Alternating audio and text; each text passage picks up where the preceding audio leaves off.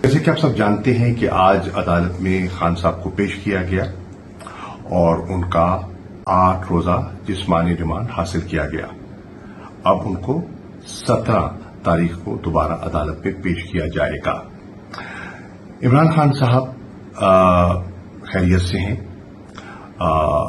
पुरअज़्म हैं, पहले से ज्यादा पुरअज़्म हैं और कुछ रंजीदा जरूर हैं और रंजीदा है शहादतों पर।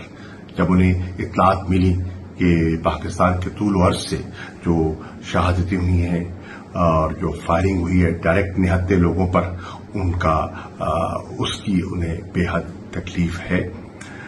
तहरीक इंसाफ का ये हमेशा वतीरा रहा है, हम पुरअमन रहे हैं। हमारी जद्दोजहद हमेशा आइन और कानून के दायरे के अंदर रही है और हमने इस पॉलिसी को बरकरार रखना है। इमरान खान का एक वाज़ेह पैगाम है अपने कारकुनों के लिए, मैं हिम्मत में हूं, मैं हौसले में हूं और आपने हौसला नहीं हारना।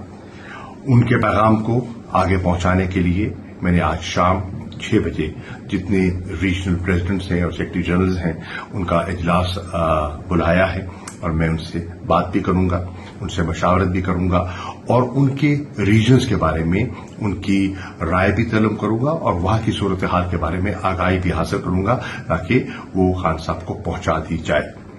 इसके साथ साथ जो वकला की टीम है उससे भी मशावरती अमल जारी है।